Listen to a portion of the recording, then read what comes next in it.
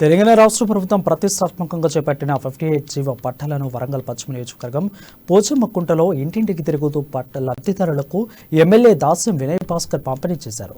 ఈ సందర్భంగా రాష్ట్ర ప్రభుత్వం అన్ని వర్గాల సంక్షేమానికి కృషి చేస్తుందని అన్నారు. ఈ కార్యక్రమంలో RTO Vasuchandra, MRO Rajkumar, BRS నాయకులు, కార్యకర్తలు పెద్ద ఎత్తున పాల్గొన్నారు.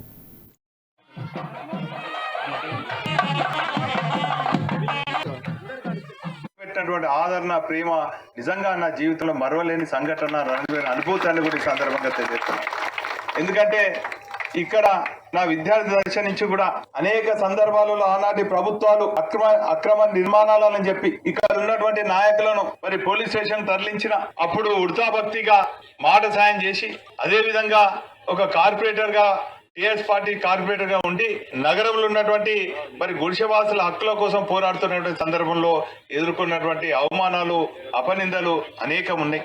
కానీ తెలంగాణ రాష్ట్రం ఏర్పడిన తర్వాత ఒక ప్రాధాన్య క్రమంలో అనేక కార్యక్రమాలు ఇస్తూ తెలంగాణ వస్తే నీళ్లు, నిధులు, నియామకాలని చెప్పి నినాదంతోనైతే ముందుకు వచ్చి ఆనాటి ఉద్యమ నేత నేటి ముఖ్యమంత్రి కేసీఆర్ చేసిండ్రో ఈరోజు అనేక ప్రాజెక్టులుగా నిర్మాణం చేసి లక్షలాది కోట్లాది మరి ఎకరాలకు నీళ్లు అందించి తాగునీరు అందిస్తున్న ఘనత మన ముఖ్యమంత్రి గారికి.